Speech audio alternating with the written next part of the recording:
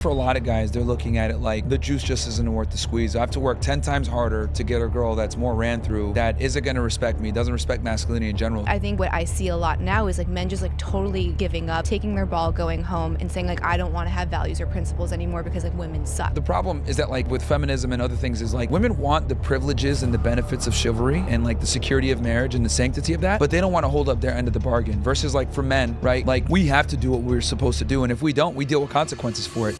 You have to be able to kind of evolve past that more primitive state and say, if I'm being attracted to like someone that has dark triad or who isn't going to be there for the goals that I have, which is like to start a family, long-term marriage, then maybe don't go after that guy. So instead we're kind of letting our biology make bad decisions for us. And you have why the father and the brother were so important and arranged marriages were a thing, because you know, if you give women the ability to pick their own partners, you guys make really bad mistakes early on when your value is at its highest. And then by the time you're, you know, ready to settle down, your value's been depleted to a guy that might want it. That's why Virginia was such a big thing for so long. Well, also though, it's kind of alluding to the fact that didn't have issues as well, because there was a lot more violence against women back then too, with arranged marriages and before divorce was a thing. And you had master and head laws that up until the 70s, like wasn't a thing as long as you were married to your right? Like that's not okay. So we're pretending that like as long as like women are. I mean, sex is a duty for a woman to her man, and it is a duty. But like, does any man want to have sex with someone who doesn't want to have like that? Like, how do you have forceful sex with someone and still want to do yeah, that? I mean, we could definitely say that's messed up, but I think that's important to understand that like, right, women don't really have to align with their duties as a wife, but men almost always have to align with their duties. I think both should. Yeah, for sure. But what I'm saying is that like,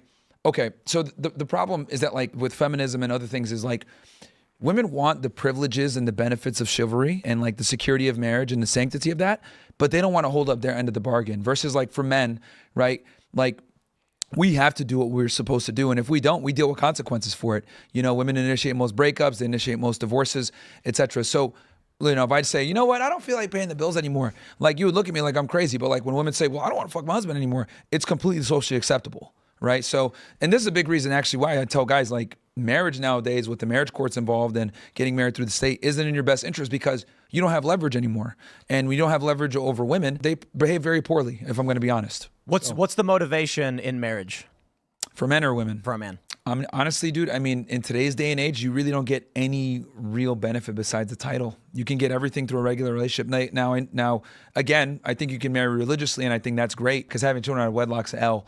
But to get the state involved, that's where I run into issues. I do agree. I recently got married. It's for family. It's for moral tradition. Of course. It's for raising strong, honorable individuals. I told Allison. Better for the kids. Absolutely. And that's what it's all about. So I completely agree. The courts are broken. No fault divorce is broken. But I didn't get married for myself. I did it for my child who's going to be here very soon. Yeah. Because I want them to grow up with strong moral tradition and understanding that there is duty and responsibility. Agreed. And that's why I tell guys, if you're going to get married, do it religiously. Don't necessarily do it with the state or try to avoid the state, because the nuclear family with, you know, married parents is going to be significantly better. But what I'm trying to illustrate here is that like what I've realized with women is like there's more social acceptance for them breaching the contract than there is for men. Oh, yeah, absolutely. You know, that's my, yeah. Well, it depends on like what parts are being breached. If we're talking about sex, that's something that's like so intimate, and then that will affect the relationship. Like if you force Well, most marriages are sexless. Right, and I don't think that's healthy. I don't think that's okay. Like, why are you in a relationship then? So I think a lot of women. But I think that's the norm, because women aren't really held to like a standard on their side when it comes to marriage obligations. Yeah, it's confusing because I've heard it phrased kind of similarly, where a woman is tricking a man into monogamy, but really it's celibacy, right? So I'm like promising you monogamy, but then once we become in that monogamous relationship, now you get like marital deathbed, and then what's the point? Yeah, because I mean, I don't want to sound like an asshole, but like, you know, a woman's main agency is her sexuality. So if she doesn't give you that, then like it shouldn't be weaponized. I firmly like I hate when I see women of like, you don't do this, I'm not having sex with you. I don't think that that's healthy. They leverage sex for compliance. Right. I don't think that's okay. But I'm saying like if a woman isn't having sex because like her body is telling her not to, like there's like some kind of reaction that she's getting, she's like, it's not working, like nothing is getting lubricated, there's no arousal, she doesn't feel safe, then you have to look at like bigger issues within that relationship. So like what she got married to him, so safety should be. Well, maybe, but people change too over time. So it comes back to like not doing your duty. So if you do have a man that's like not showing up, not following through, not doing his end in whatever way that was agreed upon within that relationship, her body is going to say like unsafe, unpredictable, unreliable. There's only one way to deal with that though. Force. No, not no. Well, of course, I mean, that's not the way I was going to say. This is why it's so important for men to like stay attractive and have other options. Because women only respond favorably to men that have other options that can replace her. Women behave the best when you can leave them. I think we have a problem with dishonor. And I don't know, but a lot of the stuff that I hear, while I do agree and understand what you're saying, I hear a lot of guys who say things like men are disposable, and it's true. Yeah. From an evolutionary standpoint. But it's crazy to me that there are guys who are very, very selfish, like I should get what I want out of everything. And it's like, I don't know, the way I view this society is I do like the chivalry. I like the hero charging into battle, sacrificing himself for the greater good, for building something brilliant, planting trees whose shade he knows he will never sit beneath. And that is something that men need to accept. If you were a guy, life will be harder in a lot of ways. It's not going to be fair to you. You will be treated as disposable garbage. You will be insulted. And that is part of a man being transformed from a wad of cookie dough into being carved out of stone. So all these guys out there that are like, it's not fair, it's not fair. Stop being a weak little bitch. Life's never going to be fair to you. It's going to treat you like crap. It's going to throw you in the mud and spit in your face. And then you have to stand up and say, that's what being a guy is. Yeah, and I think if a guy does, traverse these obstacles, that their woman needs to follow their lead and be completely submissive. And, this is why I'm so big on like male leadership. Like, I think anything where women are in the lead, it leads to problems. It's very problematic. And, started more wars. Is that true? What, women? I heard that female leaders have started more wars than men. Let me ask. Yeah, I've heard that stat too. But I think the biggest thing is when it comes to relationships, because too many guys are like okay with letting their wife or their girlfriend run things, and that's like a Trojan horse to the end of the relationship because they're told you and your woman are equal partnerships, and that just sounds good on paper but doesn't work. Yeah, Genghis Khan set his wife to be the administrator of the capital when he was on campaign. Like, she was a brilliant administrator. And I think one of the values of marriage through the legal system is you get to share money and you can give her all your money to administrate. I think that's bad. So it says actually it takes a load off if you're a businessman. So this is interesting. Historically, through all of human history, men have started more wars. Why? Well, there's more male leaders. However, in modern society, it's actually comparable. Women and men start wars at nearly the same rates. So that's interesting. Yeah. Yeah, I don't know. I see your perspective, but I think, I'm a big proponent of like separate bank accounts, your woman not having access to your money, because I think it could just be problematic. But what I've realized is this: when it comes to marriage and dealing with women nowadays, you got to come at it almost from like a defensive standpoint where if she were to leave you or divorce you or whatever, you're mitigating as much risk and damage as possible, because the problem is that the family courts and the marriage system that we have nowadays incentivizes women to leave you and they get rewarded for it. So I'm like, damn, if you're going to get in a business contract with someone that's incentivized to break it, like that's not good on your end. So you need to hedge your bets and have things in place where you protect your assets. This one matters for Western context. From 1480 to 1913, European queens were 27% more likely to engage in military conflict than kings. Elizabeth, Well, how much of it was my Elizabeth? stats now? Women suck as Elizabeth, leaders too. oh, Let's yeah. go. Yep. I knew it. She was a beast. She was a beast. Yeah, she was an animal. Because women always say if women ran the world, it would be better. And I'm like, Not the European ones, I guess. yeah, I guess not. Yeah. When it comes to like women upholding their aspect of the social contract, I feel like if a man follows through on his word and makes her like at least once a week, you ever have an unforgettable orgasm? I don't know if you guys, where it's like you still remember it, like that you should be doing to your wife weekly, and she will always. Well, that's be there for assuming you. like she wants to have sex in the first place, though, which I think is the biggest problem. Is that like women just like, I don't feel it anymore. You know what I mean? And this is what I mean when I say like, women's attraction is backwards. Like the things that they're aroused by that they actually want, like are almost detrimental to their long-term security. This is why like it's so important for the guy to just be attractive, keep his sexual market value high, and then have the potential to cheat on her. Am I saying go out and smash a bunch of chicks? No, but you definitely need to be capable of doing it because women only respond favorably to men that can replace them, unfortunately. I've heard this, so I'm interested how Candace views it. There's like a meme, and it's that women want to date a man who they feel could leave them at any moment for any woman, and they want a man who is nice to them, but they know he doesn't have to be. You know what I mean? Mm-hmm. No, I would agree with all of that. And going back to, so I hate to say red pill because I think it's more black pill when you have like these nihilistic, like really angry dudes online. Like red pill to me seems like you're based in reality, right? You're not so emotionally charged, but it's this idea that they're not going to be respectful to women anymore. They're not going to be chivalrous because of feminism. So like you want to be treated equally, then now I'm going to treat you like a dude instead of like recognizing that we are vastly different creatures. So it's almost weird because it's like this horseshoe thing where we're going into liberalism where like there's no difference between men and women. Like no, there are fundamental differences. And then if you kind of double down and go into the leadership leadership position that a lot of these guys are saying, if you're a leader, you're not going to be influenced by, like, I hate to say the word, but like a subordinate or a submissive or someone that like you're supposed to be leading. You're going to be who you are regardless of that influence. So if you have these principles that are I'm going to open the door, I'm going to be respectful, I'm going to always operate as my highest self regardless of the other outside influences, because those are my principles. I think what I see a lot now is like men just like totally giving up, taking their ball, going home and saying like, I don't want to have values or principles anymore because like women suck. MGTOW. Not all women suck. There are plenty that do, and not all guys are great and principled either. So it's like, be the best version of yourself, the strongest version of yourself, be principled in your actions regardless of like, quote, feminism. Yeah, I mean, I think for a lot of guys, they're looking at it like the juice just isn't worth the squeeze. I have to work 10 times harder to get a girl that's more ran through, that isn't going to respect me, doesn't respect masculinity in general. So like for a lot of guys, that's why the passport movement is like blowing up, because guys are like, American women suck, which I'll be honest, they do. So I don't blame them for going to Colombia or these other countries where they have more traditional women, because guys have to work significantly harder for a woman that's a slut to obey them. I mean, I find it crazy how Juan can come in here from Mexico, right? Have no money, broke with like 3 kids, and his Mexican wife is more submissive to him than a man that has millions and has his Americanized wife in the household that's being a raging bitch. And again, you know, I think there's problems on the male side too, because men don't understand that they have a masculine burden of performance to be that guy.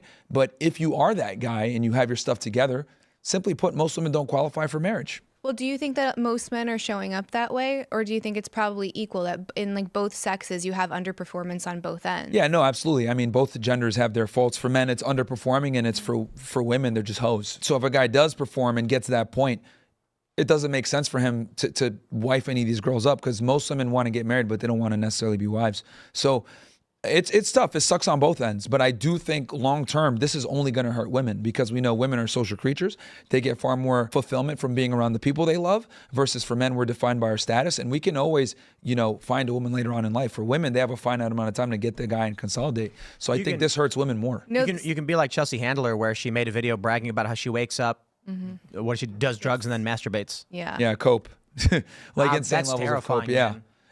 And I would argue that's where so many women are headed, because Yeah. the standards, it's simply put, they're high mileage Mercedes charging $150,000 as brand new sticker price, when guys can go ahead and get the same car and rent it out for you know, That's also less. not true though too, because you're talking about like an extreme version of men, like so like hyper successful, like top 5%. For them, that will always be true. Like you could have Hugh Hefner at 90 years old and he's going to still be able to pull any woman that he wants, right? Yeah.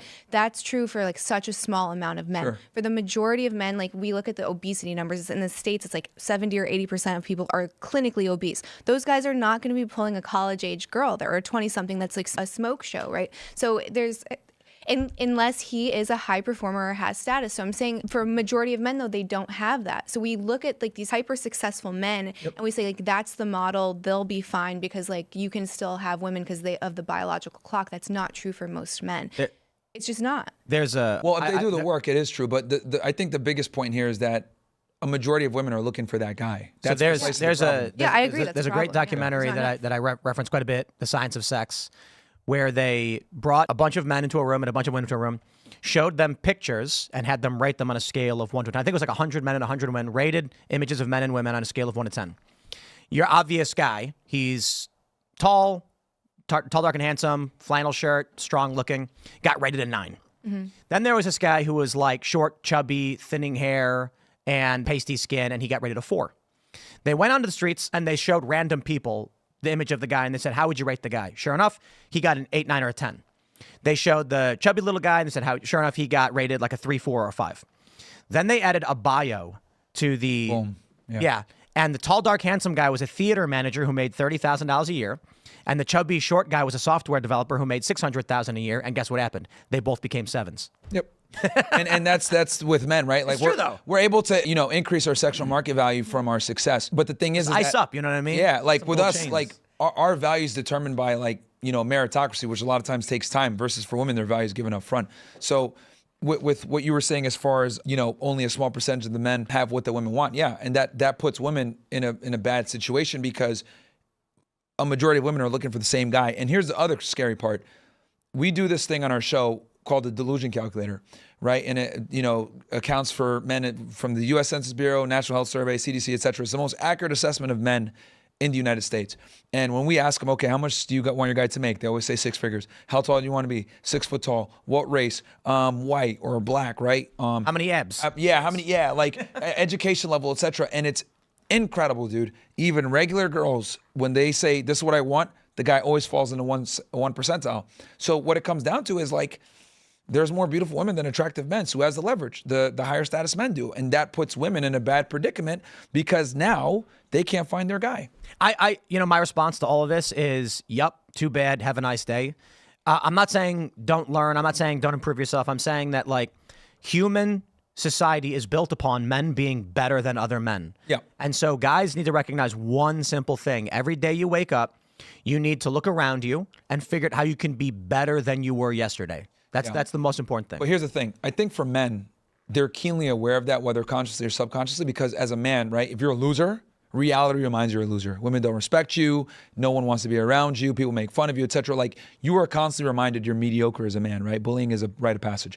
But for women, like they can be useless to society, whatever. They get lied to all day. Yeah. So no one ever tells women the truth. And then here's the other crazy thing too. When we show this calculator, right, and it gets like cat bags, they get a score of 5 out of 5 cat bags if it's like in the 1 percentile, like it'll show less than 1%. And they'll look at that number and they'll literally say, he's out there, I'm gonna find him, I'm gonna manifest it. Mm-hmm. And this is the crazy difference I've realized between men and women.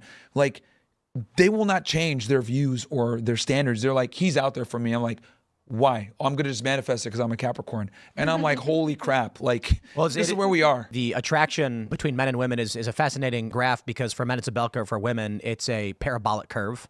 So like guys, when they rate women, it's a standard bell curve. Women, it goes like that.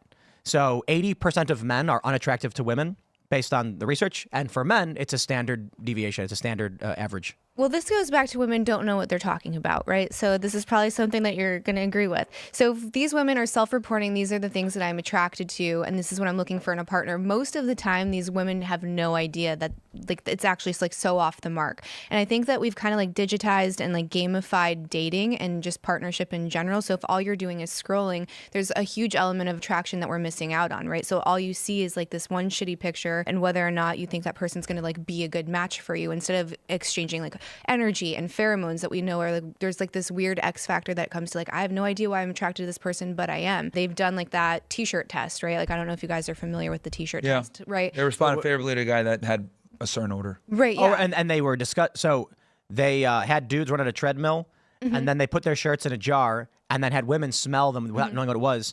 And if they were related, it smelled bad. Yeah, like women always sought like the most biodiverse candidate, essentially. So if like the genetics were too similar, like she would kind of be repulsed by that. So all of this is like really important when it comes to seeking a mate. So if you're asking like, here's this survey, what do you want? It's almost like if you go to one of those like teddy bear shops and you're like making the perfect teddy bear, like of course you're gonna want to pick like all the best things for it. But the scary part is they're completely unaware how rare the guy is. Right, and I guess and because they tend to use their own anecdotal experiences, like, well, I've been around so many millionaires because like I'm hot, so like there's plenty of them, and they really do think that because what ends up happening with like mildly attractive to very attractive women is they go to these major cities, Miami, New York, LA, etc. There's an abundance of these successful men, and they're like, I'm around these guys all the time because I get invited on yachts, and they don't understand that this is still a minority of men. But this goes to show what I've said before: 90% plus of men are invisible to women.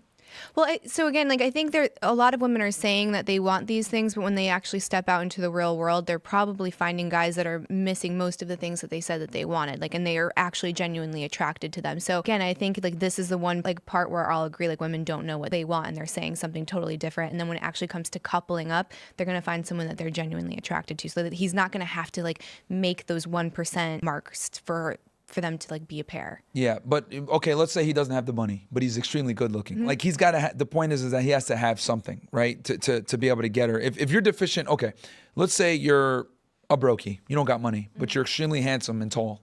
Well, some women will deal with that for a period of time, right? Or let's say you have a lot of money, but you're ugly and weird. Some women will deal with that for a period of time. But if you're deficient, right? Let's say you got one amplifier that's really good and you rely on that. Cool, but you're going to be deficient somewhere else, and that's going to come back to bite you in the ass. You're a good-looking guy with no money.